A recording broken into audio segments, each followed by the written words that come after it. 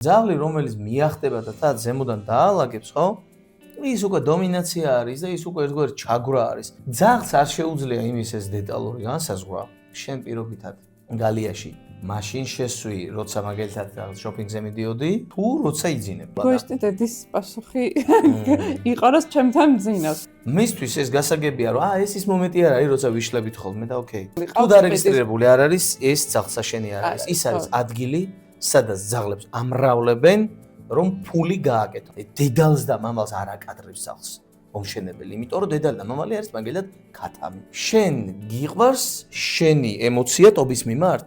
ანუ ტობი გიყვარს თუ შენი ემოციები? სულ რომ მეუბნებოდი რომ ახალ ძაღლს ხომ არ მოიყვან, მქონდა განცდა რომ შულს მეორე შულით ვერ ჩაანაცვლებ. მე რამდენის ვიღაცის დაჩოქრა დავაპირე, იმდენი მე დისკომფორტი შემიქნეს. მე მგონი უკვე შემოვიდა საქართველოს კულტურაშიც რომ ბავშვთან ეს უცებ მიახტე. ძაღლების მიმართაც ისეთი დამოკიდებულება აქვს, რომ არ იციან როგორ უნდა მოეფერონ და ესე მიახტებიან და შიში აქვს გარბის. იმიტომ რომ ძაღლია და რატო ხარ დარწმუნებული რომ არ გაიქცევა და დაუშვათ კატას არ გაეკიდება, რომელიც გადაირბენს გზაზე და ის კატა უოჭველი აიცდენს მანქანას და ეს ვერ, იმიტომ რომ ბატიტასიკოებიან ჩვეულებრივ. რა მე მაგალითად ჩემ ძას ალიგებს არ გავუკეთე. ჩვენ ყველაფერი უნდა გავაკეთოთ იმისთვის, რომ გვეპატრონებოდნენ ისეთი თქოს, უბრალოდ ბურთი ვიყო. გამარჯობათ, თქვენ უყურებთ პოდკასტ ურთიერთობებზე, მე ლიკა ვარ. ეს კი ტობია და ჩვენი სტუმარია ბატონი კახა კვირიკაშვილი, ეს უნდა მოგმართოთ ბატონობით. არ არის საჭირო. კახა სკოლის დამფუძნებელი და ასევე ძაღლების ქცევის სპეციალისტი და სანამ დავიწყებდით ჩაწერას უთხარ რომ უკვე მე დავკომპლექსდი, იმიტომ რომ რაღაცა შეცდომები დაუშვა. სანამ მადლობა მოწვევისთვის. მადლობა რომ მოგზანდით და სანამ დავიწყებდით პოდკასტ საუბარს და კითხვებს ბატონ კახასთან, ან შემიძლია უბრალოდ კახას მოგუბართ. ხო, რა თქმა უნდა, ესე ჯობია. ეს უფრო კარგია, მე მგონი. მინდა გთხოვოთ რომ ჩვენი YouTube არხი გამოიწეროთ, დაგვიკომენტაროთ, ასევე ვიცი რომ კახას აქვს YouTube არხი კახა სკოლა, მათ შორის Facebook-ი, TikTok-ი, გამოგყევით, დაგვიკომენტაროთ, Instagram-ით, დაგვიკომენტარეთ და აუცილებლად ნახავთ თქვენს კომენტარებს, გვიხარია თქვენი აქტივობა და Facebook-ზე გვაქვს ჯგუფი ლიკას პოდკასტი, თუ შემოგვიერთდებით, შეგიძლიათ ხოლმე სტუმარსაც წინასწარ კითხვა დაუტოვოთ და მეც მაქვს ერთი ჩვენი მაყურებლის კითხვა მოტანილი, მე დაგისვათ. ოკეი. სანამ კითხვას დავიწყებ, მინდა გითხრათ, როდის შემოვიდა ჩემს ცხოვრებაში ძაღლი. სულ მიყვარდა ძაღლები, მაგრამ დაახლოებით 17-18 წლის წინ ჩემთან გაჩნდა სახლში გერმანული ნაგაზი, რომელსაც ერქვა ჯინა. და 7-8 წლის ასაკში აღმოვაჩინეთ, რომ მქონდა სიმსივნე და მოკვდა. ეს იყო ჩემთვის, არ ვიცი, ძალიან მძიმე პერიოდი, ალბათ ჩემს ცხოვრებაში ერთ-ერთი მძიმე პერიოდი, რაც რამდენიმე თვე გაგრძელდა, ვერავინ ველაპარაკებოდა ძაღლზე, ჯინაზე, ეგრევე ცრემლები მომდიოდა, ვტიროდი, ძალიან რთულად გადავიტანე ჯინას ამბავი და სულ რომ მეუბნებოდი რომ ახალ ძაღლს ხომ არ მოიყვან, მქონდა განცდა რომ შულს მეორე შულით ვერ ჩაანაცვლებ და რაღაცა მეგონა რომ ჯინას უღალატებდი თუ ძაღლს მოვიყვანდი სახლში. 10 წლის მერე გამიჩნდა სული რომ ყოლა და უბრალოდ მე მეშინოდა პასუხისგებლობის რომ მეთქი უკვე ვერ მოვული მარტო, იმდენი რაღაც ჭირდება ძაღლს და ჩემო მეგობარმა, ასე თქვა, იძალა და ტობის ნათლიას ვეძახი მას. ერთ საღამოს მითხარა წამოდი ვნახოთ ეს ძაღლი და ზუსტად ვიცოდი რომ რო წავიდოდი, უკან წამოვიყვანდი, არ დავტოვებდი იქ და მართლაც 20 დღის და 2 თვის და 20 დღის იყო რომ ტობი წამოვიდა და უკვე 7 თვეა ჩემთან არის. ეხლა არის 9 თვე ნახევრის. მე ვიცი რომ დაახლოებით ესეთი არა, მაგრამ მსგავსი ისტორია იყო თქვენთანაც ერთი ძაღლის, იმიტომ რომ სხვა პოდკასტშიც მოვუსმინე ამ ისტორიას და მაინტერესებს, აი, სანამ გახდებოდით ქცევის სპეციალისტი და როგორც პროფესიულ დონეზე ჩაერთვებოდით ძაღლებთან მუშაობაში, თქვენი პირადი თუნდაც პატარაობიდან დამოკიდებულება ძაღლებს და როდის გაჩნდა ძაღლი თქვენს ცხოვრებაში? 5 წლის ვიყავი, პირველი ძაღლი მოიყვანა მამაჩემმა. არ მოვიწყდება ეს ძაღლი, კავკასიური ნაგაზი იყო. წარმოიდგინეთ, აი ესეთი რაღაცა რა შევადარო. აი ბურთი, მარტო ბურთი არ იყო, აი წარმოიდგინეთ რაღაცა ბეწვის გორგალი. კი, წარმოვიდგენია. მაგრამ ეს არ იყო ჩვენი ძაღლი. ყოველ შემთხვევაში მე პირველად შეხება მაგ ძაღლთან მქონდა და მამაჩემის მაკაც იყო, რა უბრალოდ რამდენიმე დღე დავიტოვეთ და იმდენად განვიცადე მაგ ძაღლის წაყვანა, რომ მოკლედ მამაჩემი მალე მიხვდა, რომ არ შეიძლება და იმიტომ რომ ხო არის რომ განიცადე და გადაგიარა, ხო და არასდროს აღარ გადამიარა და მოკლედ საბოლოოდ ისე გამოვიდა, რომ იმის მერე სულ ძაღლები მყავს. ჩემი პირველი უკვე აი მართლა ოჯახის ჩვენი ძაღლი იყო სტაფი, სახელად შონი, ესე ერქვა. ამ ნუ ისე გამოვიდა, რომ მთელი უბნის ძაღლი იყო, ანუ ყველას უყვარდა, ყველა გიждდებოდა მაგ ძაღლზე. ძალიან ჭკვიანი იყო რაღაცნაირად და ნუ მოკლედ მე მაგის ბევრი ძაღლი მყავდა რა, აი ვიცი. ეხა ზოგი სამსახურისთვის სხვადასხვა ცეხი ქონა, ჩემს ხანის. ხო და ხან იქ დასაცავად მოყავდა ხან, ნუ 1000-ნაირი კუთხით ყავდა ძაღლები და ერთი დღეც არის, მამაჩემ მეუბნება, რომ ნუ ძაღლი არ ყავს რაღაც პერიოდია და ნუ ხა გვინდა რა და სხვადასხვა თან ძალიან გაჭირვების პერიოდი გქონდა რა, ანუ აი ფაქტიურად სახლის კი მწყობში არ გქონდა. ძალიან ისეთი პერიოდი იყო, აი მართლა შემეძლია ვთქვა, რომ პურის ფული გვიჭირდა სახლში, აი ისეთი პერიოდია და რაღაცა ძაღლი არისო, ჯამოყვანილიო საბერძნეთიდანო და მოკლედ ეს ძაღლიო, ნუ არ ვიციო რა, უნდა ნახვალო, ვიციო რომ ძალიან მოგეწონებაო და რამდენი წლის ხარ თან დროს? მე ვიქნები დაახლო, ვაიმე, დამავიწყდა ის ალბათ 14, 14-13 რაღაც ეგეთი. და ნახეთ რა ხდება. რამდენიმე მცდელობა ამ ძაღლის ამოყვანისა, რამენაირად ან ისეთ ახებს გვეუბნებოდა ეს ადამიანი რა, რომ ნუ ახლა პურის ფული არ გქონდა და იმას ზედმეტია ლაპარაკი და უცებ რაღაცა პერიოდი გადის და უშოთ 1 თვე და გვირეკავს იმ ძაღლის პატრონი. ვინც საბოლოოდ გავარკვიე, თურმე საბერძნეთიდან მოიპარა ეს სახლი. ой. და ჩამოუყვანია. თურმე ღორის ტყავებზე ყავდა და ღორის ქონებზე. და ეს ძაღლი თურმე არ ვიცი ღვიძლზე რაღაცა მოუვიდა და ნუ აი უბრალოდ სურათი წარმოიდგინეთ ახლა, რომ ნუ ცოტა უხერხული მოსაყვანილი იქნება, მაგრამ მაინც მოუყვები. ან წარმოიდგინეთ ძაღლი კი არ წევს გდია და რაღაც გადმოზდის ეს თეთრი რავი რაღაცები, არ ვიცი. მოკლედ მომაკვდავი ძაღლი. ხო და წავედით მე და მამაჩემი და მამაჩემი მეგონება რომ კვდებაო რა და მომაკვდავს ავიყვანო რა, რომ იქნებ რაღაც უშველოთ. ხო და $250 მომეცი და ასეთ ძაღლს ყიდდა მაინც. კი, მოკლედ საბოლოოდ რა, ანუ აი $250 მაშინ ძალიან დიდი დიდი თახა. იმ პერიოდისთვის დიდი თახა იყო და ჩვენთვის ძალიან დიდი იყო და არ ვიცი რაღაც ერთი 10 ნათესავი და 15 მეგობარი და 25 მეზობელი რო შევაწუხეთ. მოკლედ წამოვიყვანეთ ეს ძაღლი. გადავყევით ამ ძაღლს თავზე რასაც ქვია და იმიტომ რომ ხომ ჩემი მუშაობდა და მე ანუ ზრუნვიდა მე დავიწყე ზრუნვა, აი მთელი ემოცია, მთელი ყველაფერი ჩავდე ამ ძაღლში. ყოველდღილა 6 საათზე ვდგებოდი, ვარჯიშობდი, აი არ ვიცი 1000 რაღაც ვაკეთებდი და საბოლოოდ ჩამომიყალიბდა ისეთი რაღაც, რასაც მე ენით ვერ აღვწერ. და ნუ ყოველდღე მოკლედ ამ ძაღლით თენდებოდა, ამ ძაღლით იყო შუადღე, ამ ძაღლით საღამოვდებოდა და ამ ძაღლით ღამდებოდა. ხო და ნუ აი მაგ ყველაფრის ფონზე მე უკვე იქაც მოუყევი, მაგრამ ნუ მოკლედ ზბორებზე ვიყავი, ჭიდაობდი თავისუფალ ჭიდაობას და ზბორებზე ვიყავი წასული და მოკლედ სანამ ჩამოვედი ეს ძაღლი მოიპარეს, რა. მე ძალიან ბევრი წელი გადავწყვიტე რომ ძაღლი აღარ მეყოლებოდა და მე მეგონა რომ არც უნდა მყოლოდა და ანუ აი სტრესი იყო ძალიან საშინელება რა, ანუ არ ვიცი, ახლა შეიძლება ცოტა ისე ჟღერდეს რაღაცნაირად, მაგრამ აი მაგალითად ხელის დასაბამად რომ მივიდოდი წინ სარკი არის რა, ყველას გვაქვს ხოლმე ასე თუ ისე ხო ეგეთი და აი რომ მივიდოდი და როგორც კი შევხედავდი, აი რაღაცნაირად აი თითქოს არ ვიცი ჩემ თვალებში იმის რაღაცას დავინახავდი და აი დავიწყებდი ხოლმე ტირს ნახევარსაათი აღარ გამოვდიოდი და ეხლა რომ გაგრძელდა 1 თვე, 1 წელი, 2 წელი, 3 წელი რო აღარ გაჩერდა ეს ტი დავიღალე ნუ ეხლა წარამარა წარმოიდგინე დაბერილი თვალებით რომ გამოდიხარ დასისხლიანებული ჩასისხლიანებული ისეთი. მოკლედ საბოლოოდ მე როგორც იქნა მივედი იმ ეტაპზე რომ გადავწყვიტე რომ აი ჩემი შემოსავალი რომ ექნება, ჩემი თვალთა ხედვით და ასე შემდეგ უნდა მყავდეს ძაღლი და მოკლედ აი უკვე მან დავდექი და მე უკვე შევიძინე ბორგირი ეხლა ჩვენი ცნობილი კი ბატონი ბორგირი და ნუ ხო რა ნუ მანდაც საბოლოოდ კიდე კარგი რო ეგ ნაბიჯი გადავდგი, იმიტომ რომ რაღაცნაირად ეხლა რამდენი წლის არის? ბორგირი უკვე 7-ის არის. 7 წლის არის. კი. რატომ აი თქვენ მე მგონი აიჩეთ, იმიტომ რომ წინა ძაღლს მიუმსგავსა, ხსოვს ამას ყვებოდით და ზოგადად როგორ შეიძლება რომ ავარჩიოთ ძაღლი? მე როგორც ავარჩი ესე არავინ არ უნდა არჩიოს ეს არ არის სწორი.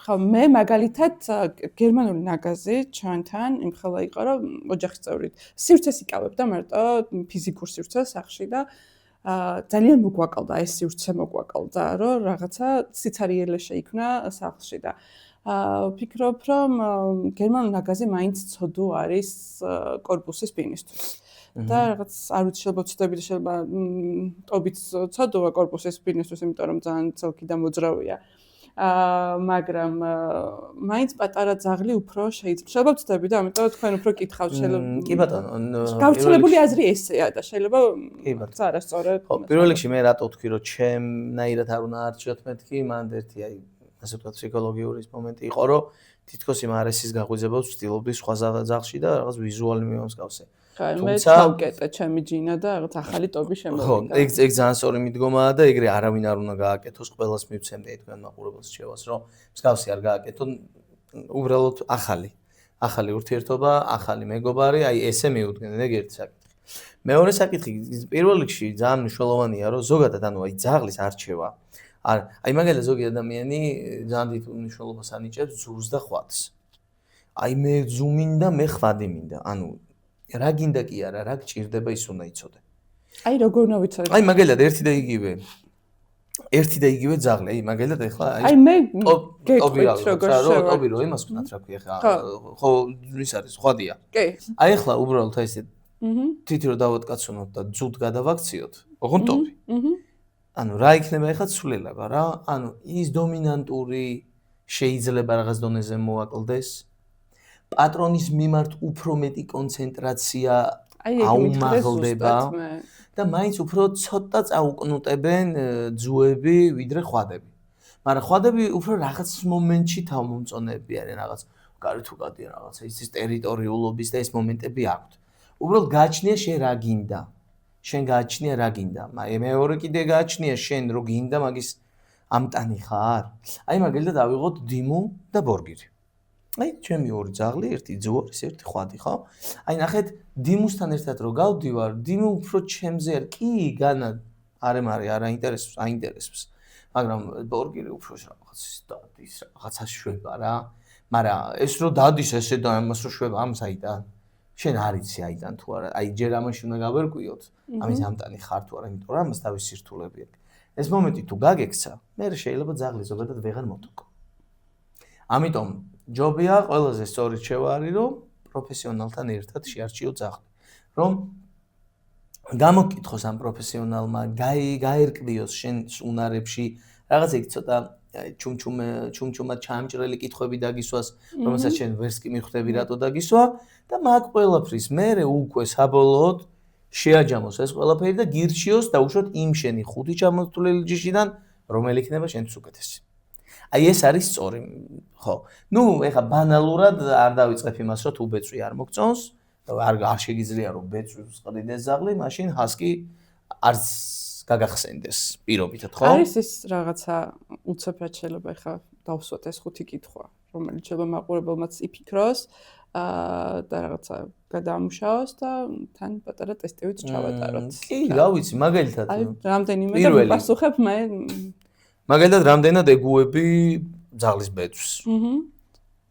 რამდენად ეგუები, ან ვერ ეგუები ძაღლის დორბლს. მაგალითად, მესამე კითხვა ავიღოთ, რამდენად შენთვის მნიშვნელოვანია ძაღლის ყეფა? რამდენად შენ გაუწევ სათანადო მეგობრობას აქტივობებში, რამდენად აქტიური და არააქტიური ძაღლი გჭირდება? და დაუშვათ მისი ზომა. აი ხუთი შვენიერი. ესე იგი ხარად ჩამოთვალეთ, მე ეს ინფორმაციები მოძებული მქონდა და გააზრებული გადაწყვეტილება მიმიღია ტობის შემთხვევაში. გერმანულ ნაგაზის ჯინას შემთხვევაში მამა მოგვიყვანა, მაშინ პატარები ვიყავით. გერმანულ ნაგაზს სახლში არ მიმოჩნია სწორად მარტივად რო გითხრათ. მეც მან ვარ, მაშინ უბრალოდ დიდი სივრცე მქონდა, უფრო მეტი და მე სხვანაირად მოხდა და ტობის შემთხვევაში მეც ბეწვის დორბლზე არ მიფიქრია, მის აქტიურობაზე ვკითხულობდი და მირჩიეს რა გოგო ბიჭის შემთხვევაში გოგოს უფრო მეტად უჭირს პატრონთან განშორება, სახში მარტო დარჩენა. ორივე ალბათ მიჩვევადია, რაღაცებით ვიცადე რომ იმეჩვია რომ მარტო დარჩენილიყო პატარაობიდანვე. აუ მაგ ნაწილში მაინც ვინც გირჩიათ არ მოყვები, იმიტომ რომ მანდ უფრო არის ინდივიდზე რა. ან ზოგი მიწებება ტიპია, ზოგი არა და ეხლა მაგალითად მესამე მოსავლე მომიყვანეს, ორი, ერთი ალაბაი, ერთი აკიტა მყავს სახში და კიდე მოვიყვანეთ ახლა კავკასიური ნაგაზი რა. ხვადიანი, ისეთი მოტკიპება, მიწებება არის, აი მეთქი წებოა ეს სახლი რა, მიმიწებეს და აღარ შემიძლია. ეგ მიჩვევაზე ხო არის, მეც კლინიკაში შემხვდა, ტობისნაირი ძაღლი და მითხეს, რომ კოვიდის პერიოდში მოვიყვანეთ და მაშინ ყველა სახლში ვიყავით. ახლა სახლში მარტო ვერ ვტოვებ და უცებ რო წარმოვიდგინე რომ სულ ვიღაცასთან უნდა დატოვა, ძალიან დიდი დისკომფორტი ახლა მაშინ როცა ყველა მუშაობს ოჯახში და ვიცი რომ ძაღლთან დრო ნატარო, ესე არ ვარ სულ გასულები და ესე არ გყავს მიტოვებული, მაგრამ ყოველ შემთხვევაში რაღაცა პერიოდი როცა გავდივარ სახლიდან, მარტო რჩება. ეს არ აქვს და არც სახლი ძალიან ისეთ დღეში არ ხვდება ხოლმე, როგორც TikTok-ზე ვიღაცების ვიდეოს ვნახავ და ეს ვისწავლე მეც სხვა თქვენგან სხვა ვიდეოებიდან რომ ნელ-ნელა უნდა დამეტოვებინა ჯერ რაღაც 10 წუთი მოგხურე კარები, მერე 15 წუთი მერე იქვე რო ჩავდიოდი. გალიას თუ იყენებ? არ ვიყენებ. და ჩემსთან ძინავს, ვიცი რომ თქვენი ვიდეოებიდან ისიც ვიცი რომ არ შეიძლება, მაგრამ აი გალიაზე რა დამოკიდებულება გაქვს? ხო, არ ბევრი ვიდეო ვნახე და ცოტა აი ცნობიერ ამაღლებული თუ ვუპასუხებ, გეტყვით თეორიაში რომ შვენიერი დამოკიდებულება, მაგრამ პრაქტიკაში რომ ეხა მეტოვი ჩავსვა ძალიან გამიჭირდება. აი ეგ ამბავი გვაქვს ახლა ამ მომენტში. ანუ რატო გაგიჭირდებათ, რომ ესე იგი დაახლოებით მოდი ესე ვთქვათ, ახლა აი მე მაქვს მილიონი, ახლა მინდა რომ მოგცემ, რომ შენ ბედნიერი იყო, რომ მილიონით მეტი გექნება, ხო? მაგრამ არა, მე ბედნიერი იქნები და ამას ვერ მოგცემ. აბა ბედნიერი ხო არ იქნები? რატო უნდა მოგცე? აი ეს რაღაცას მე ვუყურებ. ხო და ამაზე კითხვები მოდის ხოლმე, რომ აი შენ თვითონ ჩაჯექი და კითხვები კი არა და რაღაცა ნუ შედარებით. მესმის ხო კომენტარები. კი, ის როგორი მომენტია, ნუ შენ თვითონ ჩაჯექი. ხო, აი ჯერ მაგით რო განვიხილავთ, რომ შენ თვითონ ჩაჯექი, ეს უკვე გულისხმობს ბევრ რაღაცას, როგორმა ადამიანმა შეიძლება დამიწეროს პირობითად, ხო? რეალურად რატო? აი მოდი განვიხილოთ ესეთი რაღაცა. აი წარმოვიდგინოთ, რომ ახლა ჩვენ ცხოვრობთ სახლში და ძაღლიც არის ჩვენთან ერთად. აი ძალიან მარტივ მაგალითს მოგიყვანთ და დანარჩენი დარწმუნებული ვარ, რომ გასაგები იქნება. ანუ ყოველდღიური რუტინა გვაქვს ჩვენ ერთად. წარმოვიდგინე, როცა ღამდება, ყველა მივდივართ ჩვენს ლოგინებში, ეს მიდის გალიაში, წვება, იკეტება და ვიზინებთ, ხო? თენდება და ისევ გამოდის გარეთ. ძაღლს არ შეუძლია იმის ეს დეტალური განსაზღვრა, შენ პირობითად გალიაში მაშინ შესვი, როცა მაგალითად შოპინგზე მიდიოდი, თუნდაც პურის საყიდლად ჩახვედი, თუ როცა იძინებდი. მისთვის ეს გასაგებია, რომ ეს ის მომენტი არ არის, როცა ვიშლებით ხოლმე და ოკეი, პრობლემა არ არის. ხო? ანუ ნახეთ, იმიტომ რომ ეს ხო ინსტინქტებზე არის, ძირითადად ინსტინქტები ცხოვრობს, ხო, ასოციაციებით. გამომდინარე აქედან შენ იმ სტრესს აშორებ ძაღლს, რასაც სახლში მარტო დატოვება ქვია. იმიტომ რომ ეს მარტო კი არ რჩება, ეს ის მომენტია, როცა მისაღებია, ხო? ხო და აი ძალიან მარტივია ამის გაგება და ძალიან მარტივია და გაგებთან ესე მესმის. ხო, მაგრამ ნახეთ, აქ კიდე ერთ რაღაცას ვხსნი. გუში მქონდა გაკვეთილი და ზუსტად ესეთი კითხვა დავუსვი ძაღლის პატრონებს. ერთია რომ შენ გიყვარს ტობი და მეორეა შენ გიყვარს შენი ემოცია ტობის მიმართ. ანუ ტობი გიყვარს თუ შენი ემოციები. ხო და აქ როცა არჩევანის შორის ვდგებით, ხო, აქ უკვე შენ თავთან უნდა დარჩე მარტო და საკუთარ თავს უპასუხო. რეალურად ძაღლი გიყვარს და ძაღლს როგორც მოუხდება და ძაღლს როგორც ჭირდება, ისე გააკეთებ.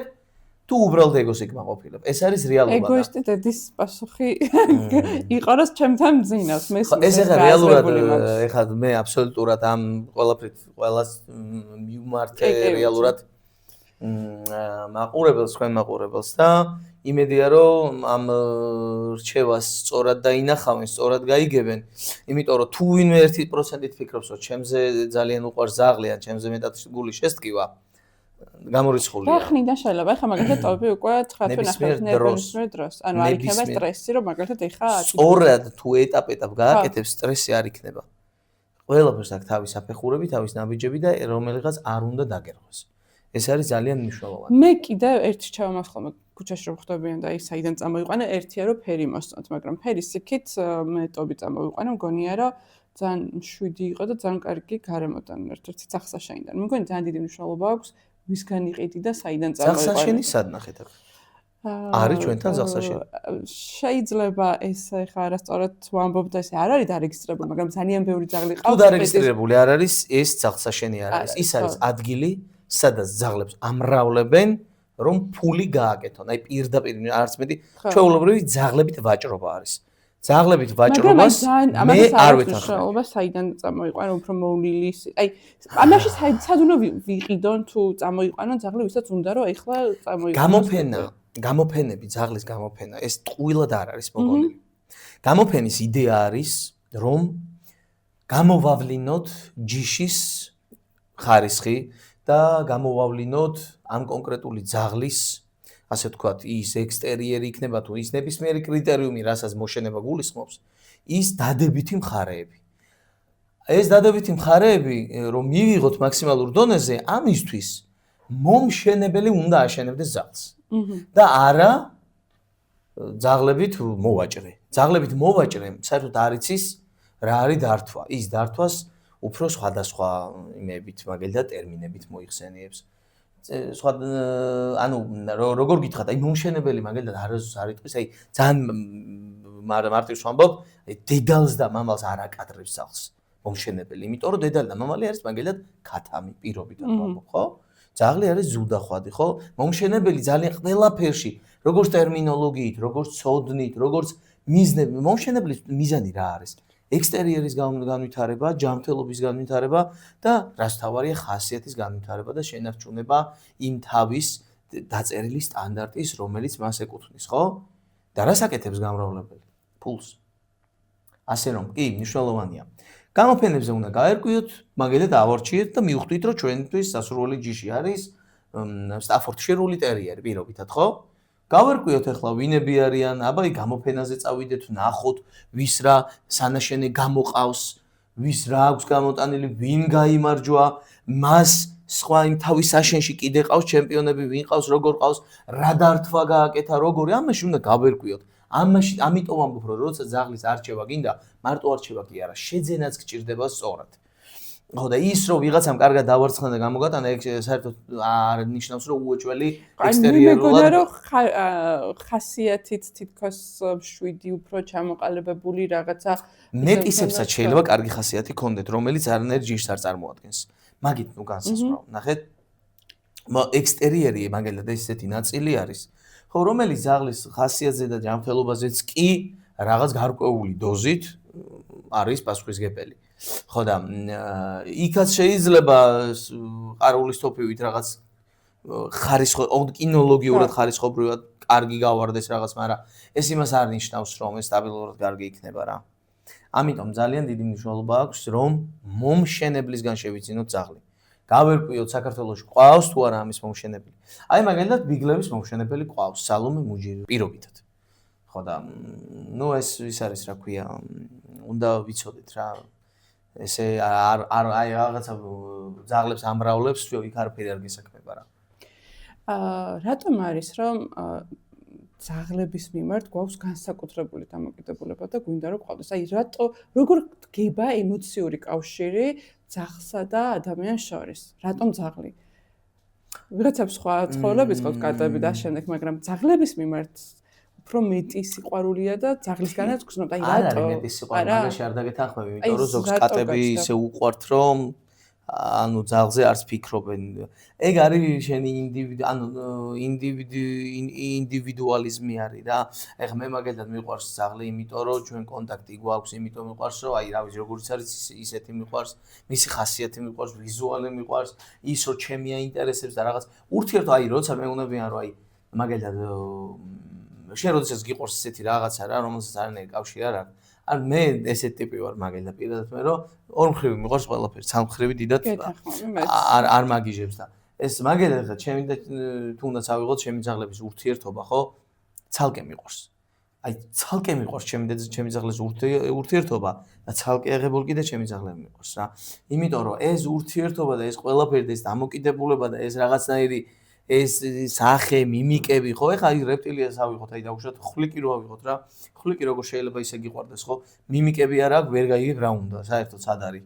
ხო, პირობითად და ეხლა ეს ანუ კონტაქტში შემოდის ხო, ნუ ადაპტირებული ადამიანზე თან აღმოჩნდა ის თვისებები, რომ რაღაცნაირად თვითონვე დაგვანახა რომ შეუძლია ჩვენზე ადაპტაცია და მორგება ჩვენ ადამიანურ ცხოვრებაზე რაღაც კუთხით, ხო და მე მგონია რომ ადამიანს ცოტა ჯანმრთელობის ხრივაც, თუნდაც ფსიქიკური ჯანმრთელობის ხრივაც ეხმარება, აი ბევრი მინახავს, არ ვიცი რამდენად მართალია, ჩემს შვილს დაუნიშნეს თოი-პუდელი, ეს მინახავს ჯგუფებში და ეძებენ თოი-პუდელი ყავდეს.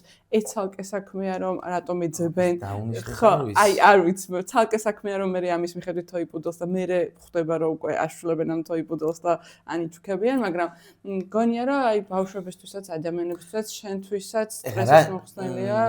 კი, გეთახმები, მაგრამ ნახე, მან მაგალითად ბავშვს რომ გაუჩინო ზრუნვის, ასე ვთქვათ, განუვითარო ზრუნვის მომენტი. ხო? ეხლა თუ მაგიტომ მოიყვან და შენ ჩართული იქნები ბავშვი არ მიუგდებ. ჩართული იქნები და აბა მოდი ერთად მოუარო და ეს და თუ თავიდანვე ზრუნვას ასწავლე, ძალიან კარგი არის. კიდე ხო, ნუ კიდე არის ბავშვების კატეგორია, რომლებსაც ძალიან უხდება ძაღლი, მაგრამ აი ესე ხო დაუნიშნეს ცოტა არ ვიცი რა გითხრათ. ერთ ესეც კითხვას მაქვს ბავშვებსგან შევახეთ, მყავს მიშვილი, რომელიც არის 2 წლის და რაღაცა თვეების, 2 წლის ნახევრის თითქმის და ტობი ძალიან ეჯვენობს. ანუ თუ ტობის თუნდაც იგივე დედამისს ყავს, ტობი მარტო, ტობი ლოკვას იწყებს, მაგრამ აი თუ ნიასაც ხედავს, უნდა რომ კვენაზე გადავის, მაგრამ ნიასთან კარგად ერთობა, ნიაც გიშდება ამაზე. მაგრამ ეჭვანობის მომენტი აქვს. ეს ნორმალურია თუ შეიძლება რამე მირჩიოთ და ტობის შეუცვალო ეს ქცევა? ზოგადად ძაღლები თუ პატრონს გავს და ეჭვიანობაში გამოხატულად, მაგითო, არა? არა, ნახეთ. ძაღლებმა იციან მესაკუთრეობა. მესაკუთრეობა როგორც წესი ძირითად შემთხვევაში აიმაგელა სათამაშოზე, საჭმელზე, რაღაც ნივთებზე. ჩვენ ყველაფერი უნდა გავაკეთოთ იმისთვის, რომ ჩვენ ადამიანები მათი სათამაშოს და საკვების და იმის როლში არ ვიყოთ და რაღაც არ გვეპატრონებოდნენ ისე თითქოს რაღაც უბრალოდ ბურთი ვიყო. ეს ძალიან მნიშვნელოვანია და შენი ძაღლი უნდა აგრიქვამდეს შენ ლიდერად, რომ შენს ფონზე მე ის მშვიდად იყო. აი მაგალითად ძალიან მარტივ შედარებას მოვიყვან მამასთან ერთად ბავშვი პატარა რო იყავი და სადმე რო არ ვიცი გისეინიათ მაგალითად შენ და მამას და რაღაცა შელაპარაკება რომ მომხდარა, ხო? ალბათ დედის სიტყვები ერთხელ მაინც გაგახსენდა რომ მამასთან როგორი დაცუხლები ვართ, მამა რომ ჩვენ გამო ყველაფერს გააკეთებს და რაღაცა სიმშვიდე რომ ვაიმე მამა ხო აქ ხარ, იმიტომ რომ მამა სტატუსი აქვს მამა, ხო? ნახე რატო უთქვამს დედას, ან რატო უთქვამს თვითონ მამას რომ შვიდად იყავი, როცა მე ვარ, შენ არაფერი გემუქრება, ხო? იმიტომ რომ შენ ის სტრესი არ ქონდეს იმ ხელა, რაც შეიძლება დაუცველობის დროს იგრძნო. რა ხდება მაშინ, როდესაც შენი ძაღლის ლიდერი არ ხარ? რა ხდება და ის ხდება რომ შენ, ასე ვთქვათ, შენთან ერთად სათანადო დაცულად არ გრძნობს თავს. და მე სტრესი მეტი აქვს იქ კარზე დააკაკუნებენ, ყეფას იწყებს იქ რაღაცა ზედმეტი ემოციები მოდის და ეს რაღაცა ატყობ რომ მეტი შფოთვა არის ყველა ხმაზე, ყველა იმაზე, ყველა ამაზე. იმიტომ რომ არ არის შენთან ერთად დაცული. გავს რაღაცებს ნაკლებად ვამჩნევ, უფრო მეტად აი ნია თუ მიჭირავს ხელში მასთან ერთად თუ არ ნიას თუ ეთამაშები, აი მასზე აქვს თუნდაც ვიდეო ჩავრთო ტელეფონში, ნიასი უკვე მახდება ზემოდან და აი ხო და უყურე ნახე ლიდერი უნდა იყოს შენი ძაღლის და არა ბურთი. ეგეც მაგის გამხდარია, ხო? ხო, ანუ არ შეიძლება ძაღლი ასე ვთქვათ გისაკუთრებდეს. ძაღლისთვის მეგობარი უნდა იყოს და არა რაღაც სათამაშო. აი ეს არის ასე ვთქვათ შერბილების garaშე სიმართლე. კი, არა, აი მირჩევნებითად.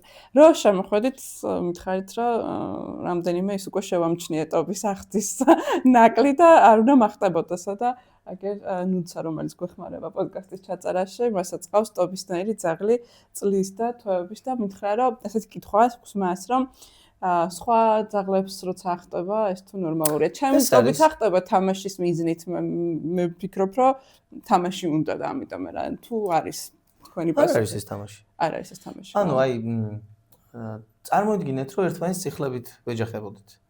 ეს თამაშია? ეს არ არის, ხო? ანუ რატო უნდა ვიფიქროთ, რომ დაუშვათ ძაღლი ანუ ძაღლი ეგრე თამაშობს. თუ გინდა მე განახებთ, ჩაგიღებთ ვიდეოებს პირობითად ძაღლები როგორ თამაშობენ. აი პირობითად გავიხსენოთ ეს მომენტი, რომ ორი ძაღლი წინ დადგება და ესე წინათათებში რომ ჩაწვევიან ეს გადახდება, გადმოხდება, გავარდება, აბა გამომეკიდე მერე ის და ძაღლი რომელიც მიახტება და თა ზემოდან დაალაგებს, ხო?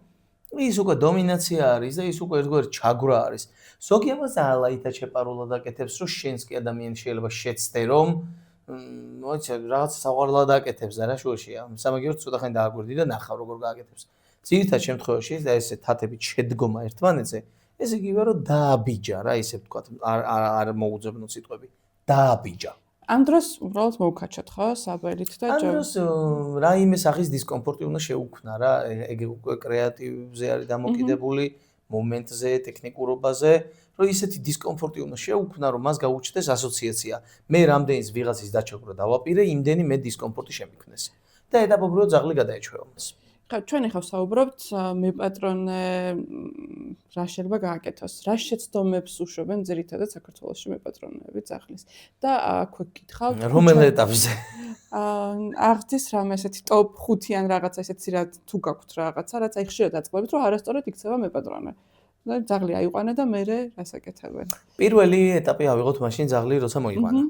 მაშინ ეტაპებს იმას ვიზავ, რომ უფრო მე მაგალითად მივხვდი, რომ სანამ ავიყვანე, ჯერ თქვენთან უნდა მოვსულიყავი და რომ მოვიყვანე, რამდენიმე თვის ასაკში უკვე თქვენთან უნდა მომეყვანა, მით უმეტეს საფხული იყო და დრო უფრო მეტი მქონდა. მან ისწოდეთ, რომ გვიანი არაზოს არ არის. კი, მაგაზეც მინდა ვისაუბროთ, მაგრამ აი რას უშვებენ შეცდომას ძირითადად. პირველი, მაგალითად შემოყავ ძაღლი სახში, ლეკვია და ეგრევე მთელ სახს უთმობენ.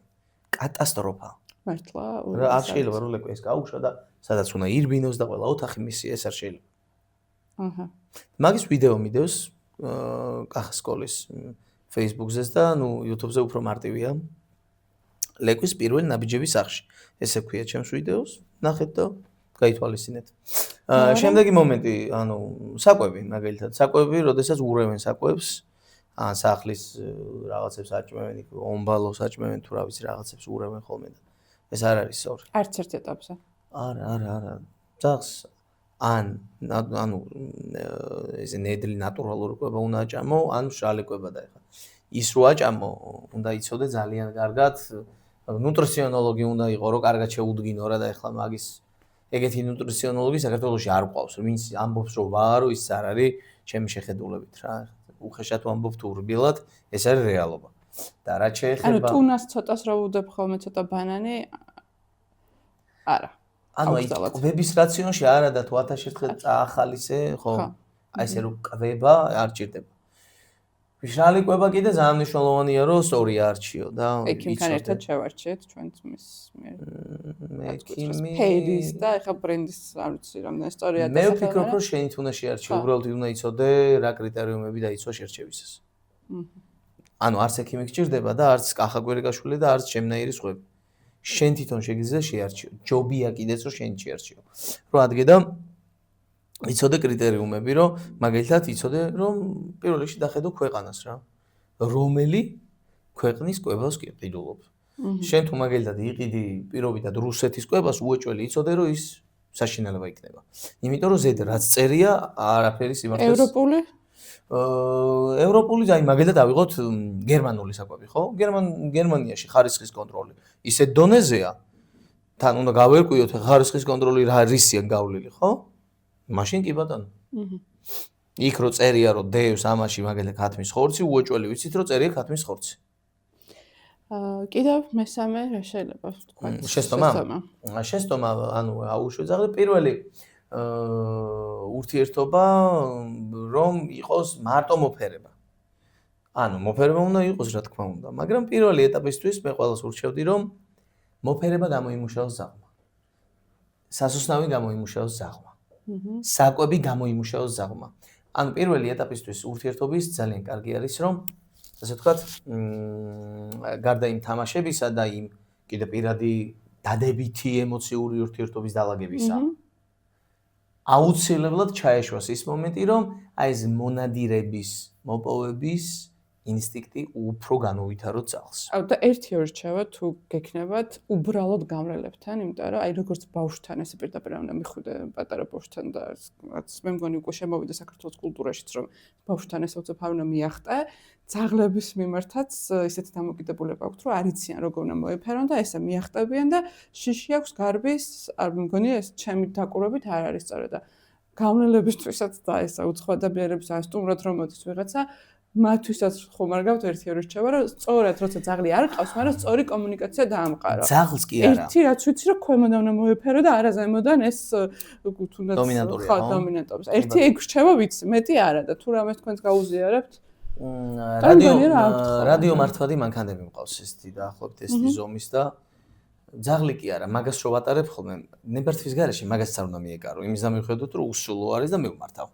და ეს არის კომპიუტერი, ასე ვთქვათ, ხო? ანუ იმასაც არ უნდა, ანუ ეს ფიქრობ ელემენტარულია და დაჟე მიმართვა ცოტა ისე მიმაჩნია რაღაც ცოტა ტეხავს, იმიტომ რომ პირად სივრცეში შემოდიხარ და ნუ შემოდიხარ ჩემ არ ვიცი. არ წარმომიდგენია რომ ადამიანმა ეგეთი რამე გააკეთა, აი როგორ უნდა გააკეთოს უბრალოდ. აი მით უმეტეს ახლა თქვენ შეიძლება ცოტა დიდი ძაღლი ყავთ და ვიღაცას შეიძლება ეშინოდეთ. ბავშვთან ერთად მოდის და ესაა თავზე უსვავს ხელს და ტობის მერე ის ამერთა. ბავშვებთან არა, ბავშვები უყვარს, უფრო მეტად აი დიდი უცხო მოდის თავზე და მერე უკან იხევს. ანუ მაგ დროს უყურე თუ ადამიანს მაგათად ეგ ელემენტარული შეგნება არ აქვს. რჩევა კი არა, ალბათ წესდება რომ დავწეროთ, ვერ იმასავს და ერთადერთი აქ თქვენ მოგცემთ რჩევას. ეკიდებიან ხოლმე და მე დარბიან თელი სახლი. რაღაცნაირად ისე უარყოთ და ისე იუაროთ ეს მომენტი და ისე აგრძნობინოთ თავი, რომ სხვა გზა არ არის, იმიტომ რომ მე ვფიქრობ ეგ ისეთი ელემენტარულია, ანუ პირადი სივრცის დარღვევა, რომ არ ვიცი. ბოლოსკენაც რომ წავიდეთ, ანონიმი მიიღეს საბოლოო ჯამში მეც თქვენ პოდკასტშიც ვნახე რომ ვერ გავერკვიო საბოლოოდ რა კანონი მიიღეს და ბევრჯერ შეცვალეს. თითქოს კასტრაცია აუცილებელი გახდა, მე ბოლოს საერთოდ ჩავთავდით პოდკასტს ვეძებდი ამას და ვერ ვნახე საბოლოო ჯამში დამტკიცდა ეს ვერსია თუ არა. საბელზე იყო, ალიკაპზე იყო, მაგრამ არ ვიცი ალიკაპი ამას როგორ უნდა გავუკეთო. მგონი ყველა ძაღლს ეხება და ალბათ არც არავისთვის მოусვენიათ როგორ ჯობია რომ რაღაც შეებზე იყოს თუ არ უნდა იყოს. თქვენ რა დამოკიდებულება გაქვთ თუნდაც საბელზე ალიკაპზე და კასტრაციაზე ტობის ორი კვირზე გავუკეთა, მეც არ ვიცი ამენ სწორად მოვიქეცი. 3% მე მოვიღებ ჩემ ძაღლებზე რომ გავაკეთო სტერილიზაცია, კასტრაცია. ელაპენ ხნის არიან? 7 თვის თვის ხო. ნებისმიერ დროს არის ხო? პრინციპში ნიქსი პატარა ნიქსი 2 წლის. მეგობარ რომ მითხრა ამერიკაში წინა ხოლმე გეუბნებიან რომ აქ ტობი 6 თვიდან მითხრა შემოძლო მივეყვანა. თქვენ კომერფულტ პროცესში. მე მაგალითად აი ეს სალონი უჯერე რომ ახსენე, მომშენებელი მან მითხრა რომ ბოლო კვლევებითო წელიწადი და 2 თვის არის ძალიან მისაღებია. ოკეი, 9 თვის იყო ეს. მე არ წამიგითხავს, მაგრამ რაღაც დაიდო სადღაც და ნუ ესე მითხრა და იმის მე დავიმახსოვრე ეგ და რატომღაც ყველას ეგრე ვეუბნები ხოლმე. კასტრაციაზე, გასაგებია, სტერილიზაციაზე, ალიკაპზე, საბელზე რას მეტყვით? რავი, მე მიმაჩნია რომ პირველ რიგში საბელიდან არ უნდა უშვა ძაღლი არც ერთ შემთხვევაში. ხანახა მეცოდება ხოლმე პარკში საინოფისეს თავისუფლებას არ უნდა გაუშვა, ანუ უნდა იყოს ჩემთან ხო? მე არ მიმაჩნია, იმიტომ რომ ძაღლია და რატო ხარ დარწმუნებული რომ არ გაიქცევა და დაუშვათ კატას არ გაეკიდება, რომელიც გადაირბენს გზაზე და ის კატა უოჭველი აიცდენს მანქანას და ეს ვერ, იმიტომ რომ ბატიტას იკოებიან ჩვეულებრივი. რაც შეეხება ალიკაპს, ანუ ეხლა ცოტა ხანი პროფესიონალიზმი გადავდოთ რა, მე მაგალითად ჩემ ძას ალიკაპს არ გავუკეთებ. არ გავუკეთებ და всё. აი ესე ვფიქრობ მე და არ საერთოდ არ მინდა რომ პროფესიონალურად ვისაუბრო. ვინმე ამიხსნას და აი დამიდასტუროს და აი რაღაცნაირად რომ მე უნდა გავუკეთო. მე ყველანაირ პასუხს გავცემ რატო არა. და ვინმე უნდა გავუკეთოს თუ არა. ხო? მაშინ წესები შემოიტანე ისეთი რომ იმანაც აღარ გაუკეთოს, იმიტომ რომ მე არ მომწონს ჩემს ძას ალიკაპი გავუკეთო. თუმცა ზოგადად ალიკაპი კატასტროფა არ არის. და იმასაც გეტყვით რომ ჩემი ძაღლი ადაპტირებულია ალიკაპზე. ანუ იცის გავუკეთებ და არც შეეცდება რომ მოიხსნას. რო დამჭირდეს გავუკეთებ. მაგრამ აი ესე იცხოვროს და ეს ყოველდღე მისი გასეინების ესე იყოს შანსი არ არის. თავში ვახსენე რომ ჯგუფში გვიწანენ მაყურებელს კითხვა და ესეთი იყო მარტო დარჩენა როგორ შევაჩვიოთ იდეაში ამაზე უკვე ვისაუბრეთ ნელ-ნელა. მე მგონი კარგად გავეცით ამას პასუხი. ვისაუბრეთ. ამიტომ ბოლო ნაწილზე გადავალ. ჩვენთან ესეთი ტრადიციაა რომ სტუმარი მისვავს კითხვას თემასთან დაკავშირებით და შეგიძლიათ ნებისმიერი კითხვა დამისვათ მე და მე გიპასუხებთ, არ ვიცი გინ გამოცდილება და გინ არ ვიცი რაც გინდათ თავისუფლად შეგიძლიათ რომ დამისვათ. კაი, მოდი ესეთი კითხვა დავსვათ. თქვენი აზრით ჩვენ პოდკასტის ჩაწერის პროცესში არის თუ არა ისეთი რამ ძაღლთან მიმართებაში, ძაღლთან ურთიერთობაში, რაც უნდა იცოდეთ და არ იცით. მე არა, იცოდეთ და არ იცით. ანუ არის თუ ეგეთი რამ? კი არის. აბა რა. ხო, აი რა მგონია, ეხლა თქვენი საუბრისას დავიჭირე მოფერება. მე ვდგავარ და ეს რომ დავაწყარო ვეფერები. თან მე უნდა რომ იცი. მე მაინტერესებს იცი თუ არ იცით. მაგალითად ის რომ გრძელ ბეწვიანი ძაღლი არის და ოთახში საკმაოდ ისეთი ტემპერატურაა და აცვია ტანსწრელი. ეს გამობრანჯა პოდკასტის. მე მესმის, მაგრამ სახში არ ვარ. ცოდნე ადამიანები ამაზე ძალიან, ასე ვთქვათ, გამოყრანჭულს კი არ დაინახავენ. გვეტყვიან რომ აწვალებ ძაღლს. ოკეი. ამიტომ თქვენს მოგმართავთ მაყურებლებო რომ ზაღში, სითბოში სახში არ ჭირდება და შეგიძლიათ პოდკასტის გადაღების დროსაც გახადოთ, იმიტომ რომ არ იწვალონ. ხო, ეს ნიუანსები ძალიან ბევრია. ტობი გავიხადოთ მაშინ. რა შევასრულოთ და ბოლო შენი კადრი. სხვათა შორის ესეც ძალიან კარგად გამოიყურება ტობი მაგიმის გარეშე. გაიბრანჭა პოდკასტისთვის. ძალიან საყვარელია და ძალიან ლამაზია. ეხლა მე დავსვა კიდე საბოლოო კითხვას და ამით დავამთავროთ. როგორც გავიგე, რამდენი არასდროს არ არის თქვენ სკოლაში და ზოგადად სკოლაში ძაღლის მიყვანა გვიანი. თუ შეგიძლიათ რომ ინფორმაცია მოგვაწოდოთ თქვენ სკოლაში, მინიმუმ რამდენი გაკვეთილი საკმარის შეიძლება იყოს, აი მინიმუმ ისეთ შესაძლებლობაში რომ არ ქონდეს, ზოგადად როგორი რამდენი თვე და თუ შეგიძლიათ რომ ამის თანხაც გითხრათ. კი, რა პრობლემა არის? ნახეთ როგორი რაღაც არის. ესე იგი, ჩვენთან სკოლაში არის ორი ვერსია მეცადინეობის. ერთი, როდესაც მოდიხართ და კვირაში ორჯერ დაახლოებით 1 საათიან გაკვეთილს ვატარებთ. ესე იგი თვეში 8 გაკვეთილი გამოგვდის ხოლმე და ჯამში ამ ერთი თვის ღირებულება გამოდის 800 ლარი. ოღონდ ამ შემთხვევაში პატრონი და ძაღლი ერთად სწავლობენ, ერთად გადიან იმ ნაბიჯებს და მეორე ვერსია გვაქვს, როდესაც ძაღლი რჩება ჩვენთან, ჩვენ გვიწევს ძირითადად პირველი, ოღონდ ეს სულ ესე არ გრძელდება არც ერთ ვარიანტში. და ასე ვთქვათ, ძაღლი ყოველდღიურ მეცადინეობას გადის. ამ შემთხვევაში 1500 ლარი არის ღირებულება, ორჯერ ნაკლები გამოდის რეალურად. ეს რამდენი ხანი? ერთი თვე. ფაქტიურად 30 გაკვეთილი გამოსდის ძაღლს. ზოგადად ნახეთ როგორ არის. ეს კითხვა, ძალიან აქტუალური კითხვაა, რომ რამდენ ხანში ისწავლის ძაღლი. თუმცა ეხლა ცოტა რომ ჩაუღრმავდეთ, ეგრე აი რომ ეკითხებიან ხოლმე ამას და პირდაპირ აი ხო დამირეკავენ და რამდენ ხანში ისწავლის და რას? აი ამას რა დონეზე? აი ამ დონეზე რამდენი ადამიანი მეცაინებთ? 2 და რამდენ დროს დაუთმობთ? ამდენ დროს დაუთმობთ და მოკლედ არ შეიძლება მაგის ესე თქვა. იმიტომ ვერ მაგალითად თუ ოჯახში 2 ადამიანია მარტივია, თუ 10 ადამიანია ძალიან რთულდება. იმიტომ რომ ეს 10 ადამიანი სხვადასხვანაირად ექცევა. თუმცა მოდი მაინც რაღაცა ისეთი ვთქვათ, სადღაც 3-დან 6 თვემდე მაინც ჭირდება. მინიმუმი პერიოდი არის 3 თვე იმისა, რომ ძაღლი დააჯილდოვო ამ სასოსნავებით. ეხლა ჩვენ ხო ძალადობრივი მეთოდით არ მუშაობთ, როგორც ადრე იყო ხოლმე. სასოსნავებით, სათამაშოებით კიდე, რომელიც ძალიან ეფექტურია და რაღაც კუთხით სიმართლე გითხრათ, კიდევ უფრო ეფექტურია ვიდრე ისენი სასოსნავები. ხო და საშუალოდ არის აი 3 თვე, რომ ყოველ შესრულებულ აი ყველაფერზე აჯილდოვებ მაქსიმალურად, რომ დადებითი ისენი ძალიან ასოციაციები ძალიან გამოჩნდეს. თუმცა ერთ თვეში ძალიან ბევრ რაღაცას ისწავლით და ერთ თვეში ძალიან ბევრ რაღაცას ისწავლის ძაღლი რეალურად. ერთ თვეში ძალიან ისეთი ძალიან ეფექტური შედეგები გვაქვს ხოლმე რა. თქვენი სიტყვა მომეწონა, ხო არ კითხულობენ ბავშვი სკოლაში მიყვარეთ თუ არა და ფაქტობრივად პატარა ბავშვია და ჩვენც უნდა მივიყვაროთ მე მგონი ძაღლების სკოლაში ავწოდოთ. ძალიან დიდი მადლობა რომ იყავით ჩვენი სტუმარი და იმდენი კითხვა მაქვს კიდევ ალბათ საერთოდ არ ვიჯდეთ არ გვეყოფა და დარწმუნებული ვარ მაყურებელსაც, ამიტომ ჯობია რომ თქვენს გვერდზე გამოვიდეს ძალიან ბევრი ვიდეო კიდევ და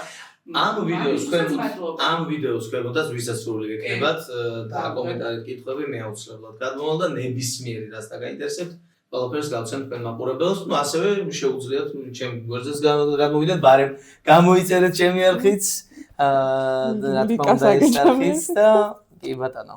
კი, ნამდვილად ძალიან დიდი მადლობა იმ ვიდეოებისთვის, იმიტომ რომ თითოეულ ვიდეოს ვიცი რომ ძალიან ბევრი შრომა ჭირდება და მარტო ვიდეოს გაკეთება სჭირდება შრომა და ამას რომ აკეთებ, ბევრი რამე ვისწავლეთ, მაგალითად, თქვენი ვიდეოთი ვასწავლე ჰაი ტობის და მადლობა, ბევრ რამეს კიდევ ესე ნელა მიყვებით.